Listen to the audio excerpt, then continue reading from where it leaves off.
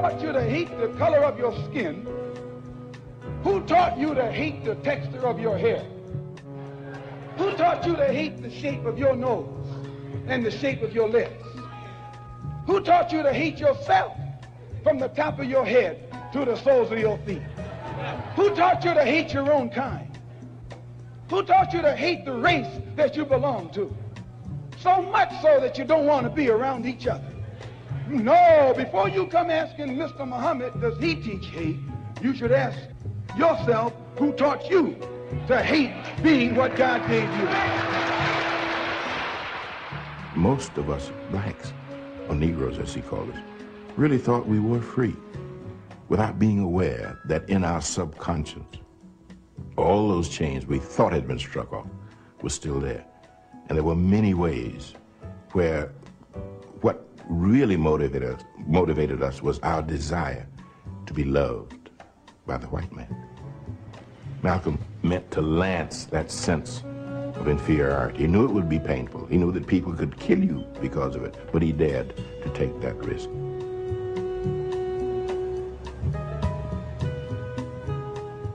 He was saying something over and above that of any other leader of that day. While the other leaders were begging for entry into the house of their oppressor, he was telling you to build your own house. Does it bother you that a lot of young black people today have no idea what that was like? Somebody dropped the ball. You see, a generation of people thought, well, I'm going to send my kids to Bryn Mawr and Brown and to James and to Mason, and I'll send them to Princeton and Smith, and Mount Holyoke. I'll send them to Yale and Harvard, and everything will be all right. And so I don't have to tell them about how awful it was in the 30s and 40s and even 50s. They don't have to know that. Wrong. It is very... Yo, yo, yo, yo, yo. Welcome back. Thursday night, No PC show. Peace and blessings to everyone. That was just a little clip from a Maya Angelou interview. I called it Drop the Ball. And she's speaking of how we have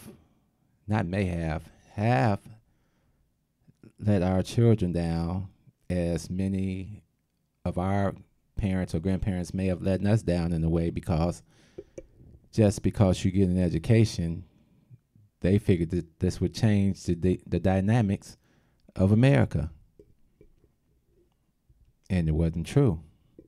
Tonight's show is called White American Dreams, Black American Reality. And this is kind of spawned because, you know, I talk to people, and, you know, you can't advise people on what to do with their kids.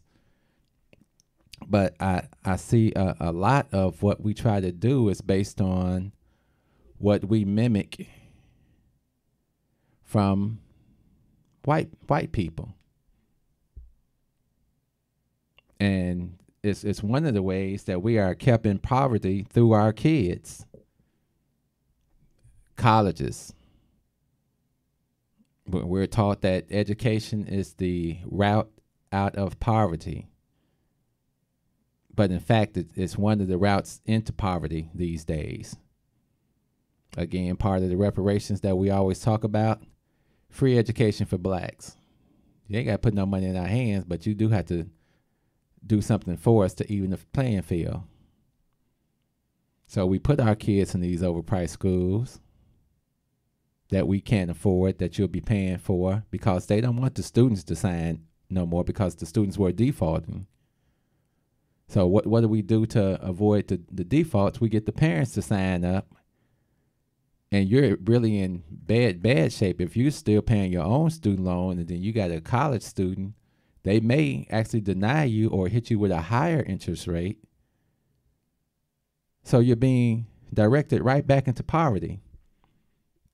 I was having a conversation with one of my friends, and they were like, well, their daughter's going to need a car to get around in high school. Like this was a essential thing. And I responded, I missed the part where it said you get a car at 16. Saw a lot of white kids getting cars at 16, and you know, maybe their family could afford it, or they had something in plan, or they had additional cars. Like the white man told me one day, he said, why would you go through a finance company? Why don't you just go to the bank and get your bank to finance your car? He's talking to me like I had it all set up, like they have it set up. The light bulb came on. Why am I trying to do the same thing they're doing? They're getting better interest rates. They've got friends in high places and in certain areas that are cutting them deals. It's the social construct of America. A lot of times we don't see that, you know. A car is not a necessity for a high school student if you're having a hard time paying the bill. You know, I said, hey, you know, maybe if they're going to help with the younger kids and that frees up your time, because my thing is we're working more, we're away from the home more, which takes away from the time that we're spending with our kids. It takes away from the knowledge that we should be putting into our children. We're constantly putting them back into a situation that further peels away their identity as they go up the educational ladder. We're not going to forget about the clothes. You know, they need clothes, but now your kids have to have the most fashionable clothes, or they can tell you, well, I think I'm just going to kill myself if I don't get this. I remember my grandmother told me, she said, let's go get you a suit. Because you never know. You may do something stupid and we got to bury you. So if you already got a suit, we all good. We were never in a position that we thought we could mentally play games with our parents. And they gave us the best that they could give because it was a whole family structure that had to be cared for. There was no one kid over the other kid, and they signed no college papers for me. Sure, we want you to go to college. Put your name right there. Yeah, right there. That's you. So we're moved into poverty, and then we become an example because this is what our kids grow up seeing. This is what we grew up seeing that if you get a job, everything's going to be great. It's not going to be great because it doesn't balance anything. If you're not getting a six-figure job out of college, you're going to have lots of problems paying those student loans back. If you have responsibilities like kids and things like that, you're going to have a problem. You're going to be on the hook and losing out on a lot of money and playing catch up. Because we also are pushed into poverty by our own ambitions. Say we do get that great house or whatever. We don't want to live in between our means. We want to live above the other black people. We want to live over here like we always talk about in the show. So you get that good paying job, and what's the first thing you do? Run out and buy the biggest house to cover what's hidden inside. Ain't that a line from the Kanye song? They make us love their wealth and hate ourselves. That's why shorty's in the club yelling where the ball is at.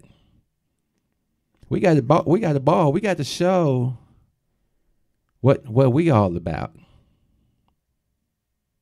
We don't know how to live in between our means.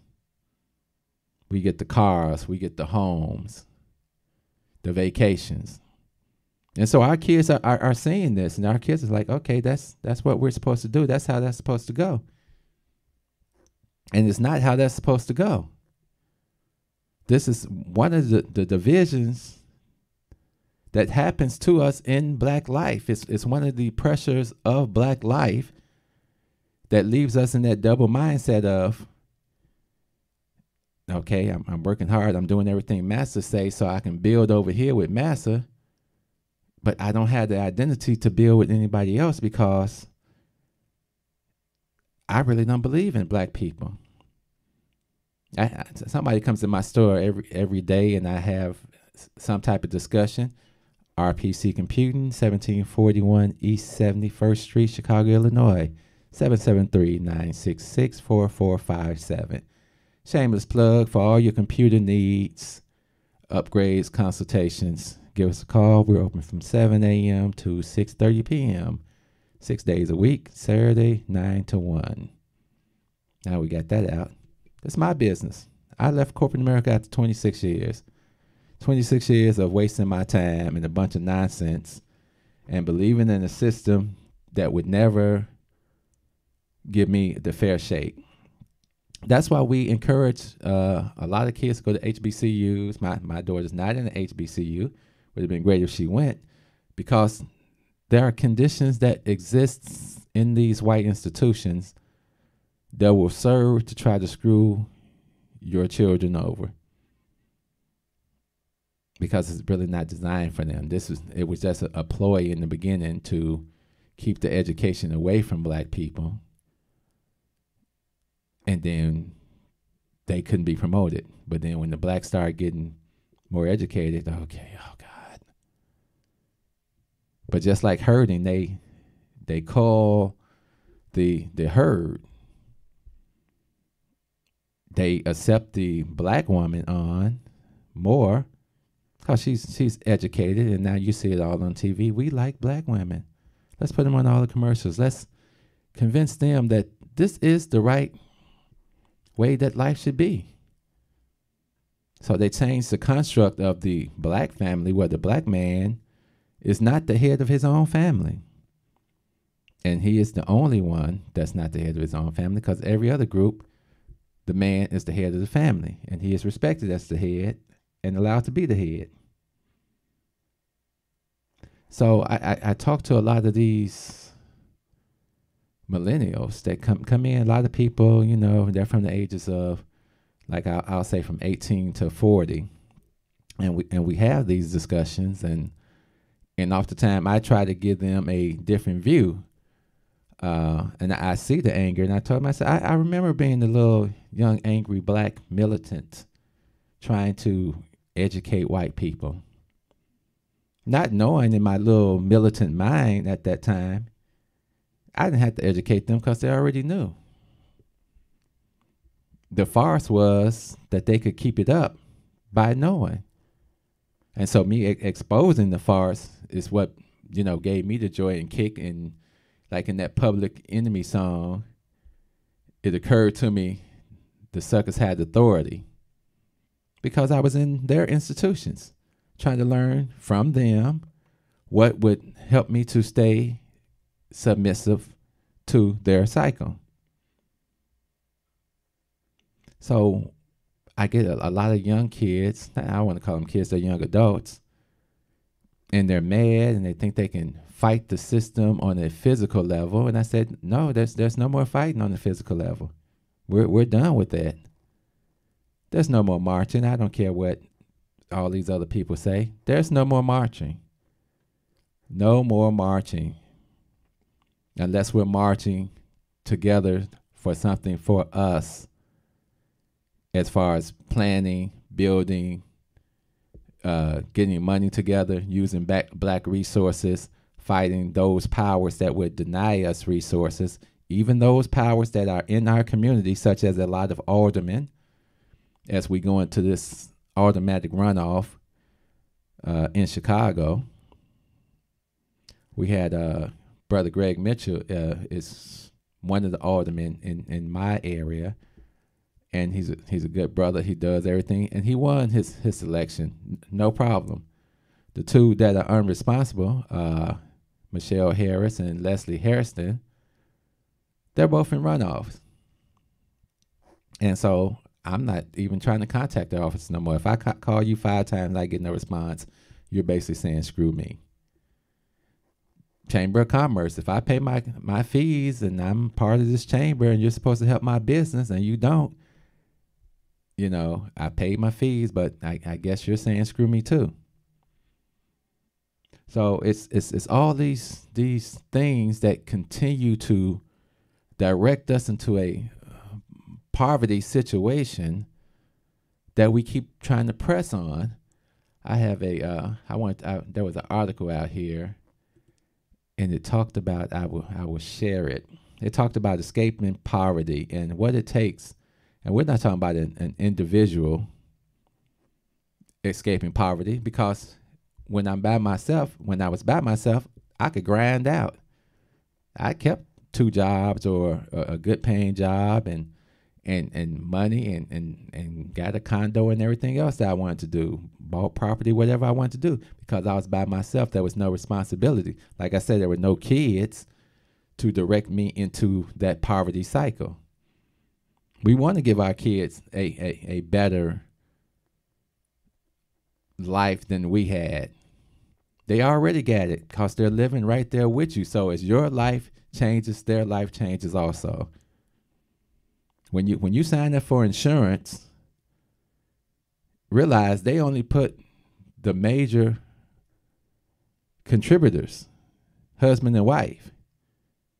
Who makes the most money is going to get the bigger portion of the insurance policy, and so on. And then they'll throw in maybe $20,000, $25,000 for your kid as a gift, just to make you feel better about this. But this is the way that wealth is created in a lot of white families. Grandma died. She had this $800,000 policy. Boom. We're going to spend about $15,000 on grandma's funeral. Grandma left us a house. So white people benefit from the death of their loved ones and are often found to inherit things like money, like land. But these will be the same people that tell you I did it all on my own. Who is that? Is that Kylie Jenner, self-made millionaire? She's not going to take into account that her sisters and everybody and the things that they did that created the foundation for her to stand on to become this billionaire. But it's amazing how a child who's never had a job, had all the advantages of life, becomes a billionaire. When's the last time that happened for a black kid? And even with all these advantages in life, you saw the scandal with all the white people. They got all the privileges in the world. They selling on yachts, 5-star hotels, great lives, can give their kids anything, and they still want to trick the system even more. And they've been getting away. It's not like this just happened. They've been doing this for over a decade with this particular person. But it's been going on way before then. So how do you catch up in a system where the rich get rich and the poor get poor, and your life becomes a struggle to move ahead? I was going back over that Donald Trump 10-point plan, because, you know, it's always funny how you'll hear about all this stuff on the news, and they'll pretend like we're really doing something for you. Donald Trump laid out his 10-point plan that was going to help the blacks. And yeah, he signed a little reform thing. Reform doesn't really help because that's reform for most of the federal prisoners, which most of the blacks are not in federal institutions. That's the first point. The second point is he just used the black bill to stick something else in. Why is there point 8 is called the new infrastructure investment? Now they make it sound good. We will leverage public-private partnership and private investment through tax incentives to spur $1 trillion in infrastructure investments over 10 years, of which the inner cities will be a major beneficiary. And we will cancel all wasteful climate change spending from Obama Clinton, including all global warming payments to the United Nations. Screw the United Nations, because they want us to act like America needs to be responsible for what they did to the slaves. This will save us $100 billion over 8 years. No, it won't. And we'll use this to help rebuild the vital infrastructure, including water systems in America inner cities. Isn't Flint, Michigan still drinking dirty water? But they talk this. Aren't they going to fix the infrastructures? Wait a minute. Here in Chicago, the Community Development Commission just okayed $900 million in TIF money for Lincoln Yards. Isn't TIF money supposed to be used for urban blighted areas? They can spend $900 million in the Lincoln Park area, which is already fantastic, already built up, already flowing with life and activity, and what they're giving you. They live in the American dream. We better get used to the black reality of it all. This is why we can never catch up, and I hate to break some of the young people's heart. Like we can't catch up. It would take years because, one, we don't have any corporations ourselves, and the few we have, every black person can't work for those. Hey sis, I see you out there. So what are we teaching our kids if we're not, first of all, telling them where they came from, making them responsible in life? I ain't got to give you no car at 16. For what? What's up, cuz Carl? I see you out there. That's not a right to have a car. That is a privilege. And you shouldn't have a car if you can't pay your own insurance. We got to make our kids more responsible. We got to give them something different than what we got, because a different time, there was different strategies. We actually didn't start fighting for rights till about 1955, which is not almost 90 years after slavery. Then 65, which is 100 years after slavery, the same year I was born, almost 100 years exactly, slavery officially ended April 12, 1865.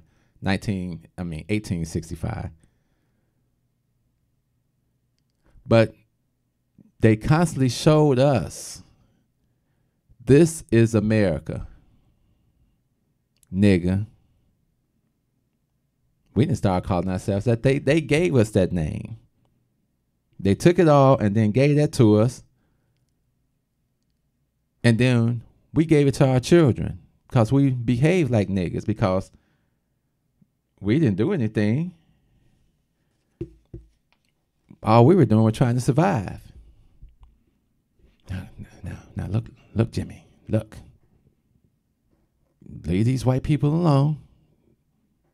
They being good. They done gave you a job. They done spit in your face. They fire you. They bring their kids in. You got to accept this. Don't you look that good white man in the face. You's a fool. You're going to walk away from that good white man. We're not taught to love each other on a different level.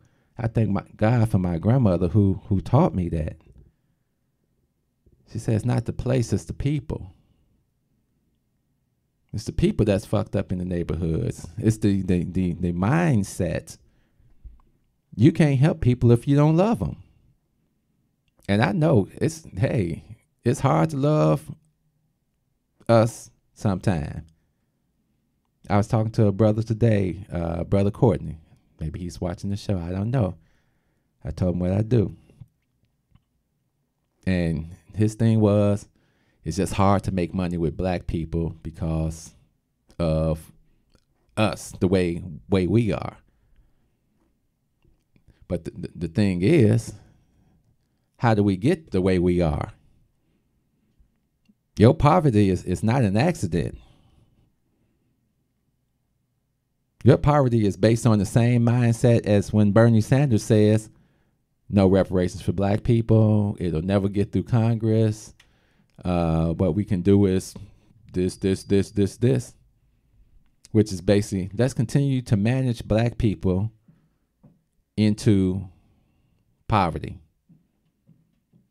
We'll do a little prison reform, and we'll spend a little money here, and the Negroes that we've already got in our pockets, you know, we're removing them from those situations so they can't have that spiritual attachment with their brothers and sisters unless it's through a program at church. We don't want to have a real conversation with these thugs in the street, do we? We don't really want to believe that we have something to offer these people. That's how they talk. That's how they think. I've been in rooms with them. Politicians. That's why this is called the No PC Show. Because the politics of this country is what has us in the condition we are now. It's not an accident. $900 million to an already overdeveloped area in the city of Chicago is outrageous. But the South and West Sides are still the leading capital murders cases in America. But you got 50 detectives and FBI available to go after this man that lied. What are we leaving our children? We can't give them the false belief that was given to us. During Martin Luther King's time, that was a strategy that worked up to that point. That worked up to 65, and even Dr. King said himself that now the fight had to change. And so, okay, the fight got to change. We can't trust you no more, nigga. You losing support anyway. Because at the time of Martin's death, he had very little support in the North and very little support in the South. Malcolm was already gone. Medgar was gone. Black Panthers were public enemy number one. Hoover had put the declaration in the FBI files, COINTELPRO. They were on the lookout for any messiah or a person that could lead the black people out of the desolation of their spirit, soul, and condition. Hence, Elijah Muhammad was in that file too. We not preparing for the next generation.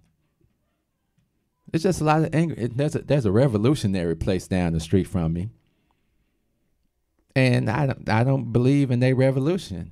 I said because, and this is just another thing I can tell you all. I don't believe in revolutions where people other than black people are the leaders. I would not let a Chinese man lead me. I would not let a white person lead me. As much as we love Father Pfleger, he cannot be a leader of me, because then the establishment feels like that's all we have to deal with.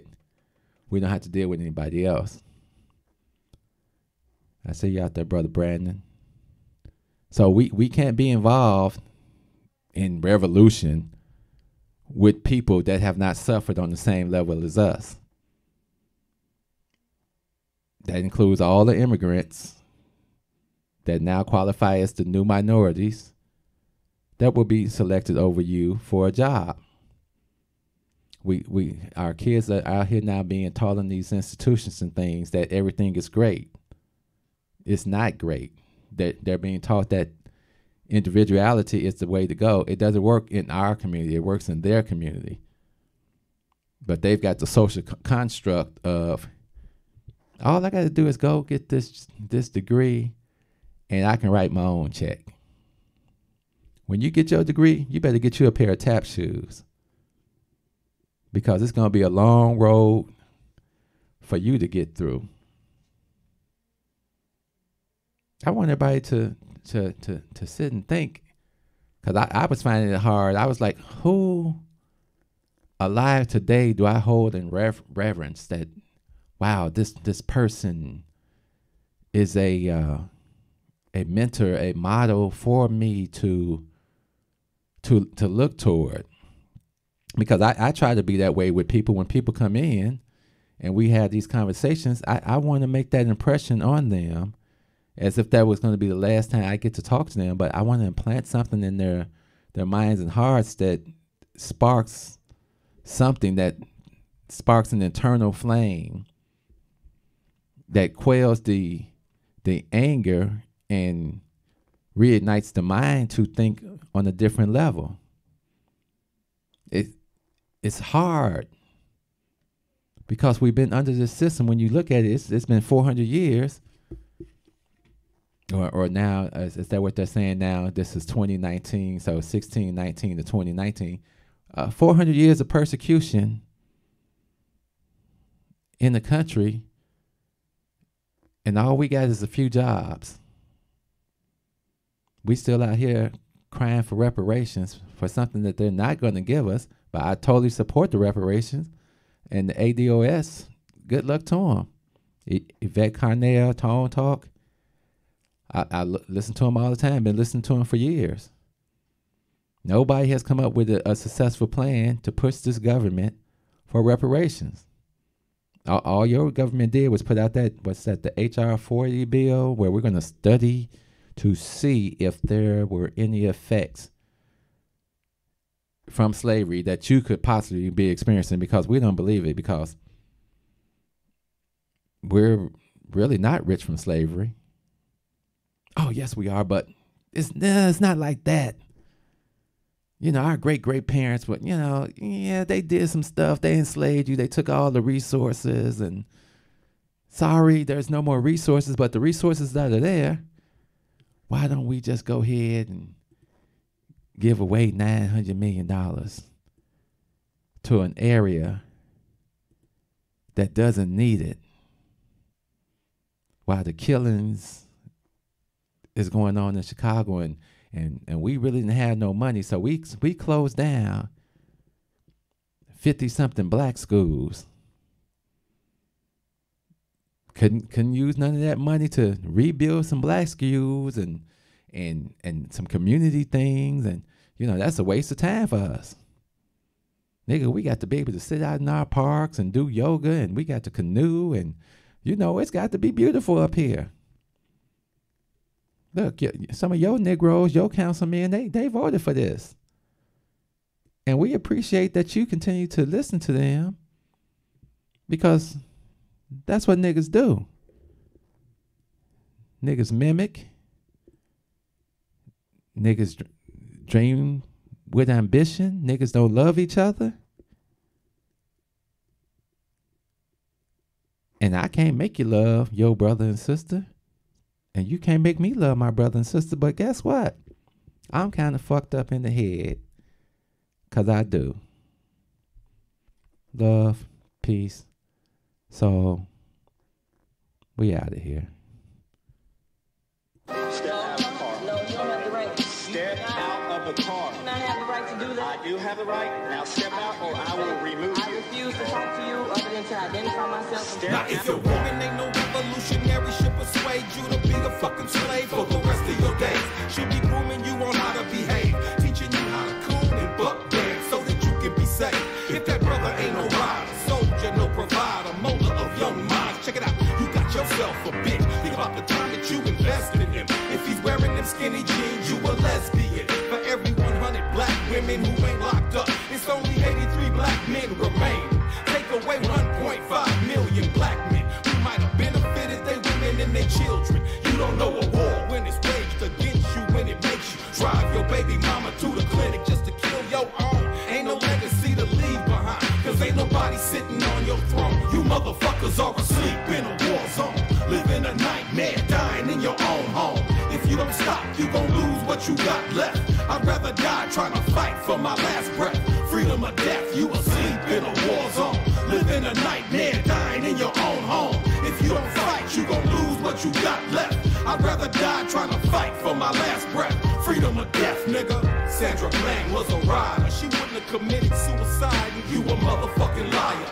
It would not be wise to stop when you hear sirens and you see the police behind you, but you don't wanna die. They gon' shoot you if you run. They gon' say that you was going for the police gun. That's why they shot you like 120 times, but you was still coming, so they put another bullet in your lung. Them devils got you praying while they murder, because they know you on that bullshit. They steady with them full clips and body armor. They kill your women in the street, cause they figure you too weak to do anything about it. You some shit, getting fucked in your sleep. They poison you every time you brush your teeth. You don't care, you behave like a slave. A bitch from the cradle to the grave, on your knees with your hands out, begging cause you wanna be motherfuckers are asleep in a war zone, living a nightmare, dying in your own home. If you don't stop, you gon' lose what you got left. I'd rather die trying to fight for my last breath. Freedom or death, you asleep in a war zone, living a nightmare, dying in your own home. If you don't fight, you gon' lose what you got left. I'd rather die trying to fight for my last breath.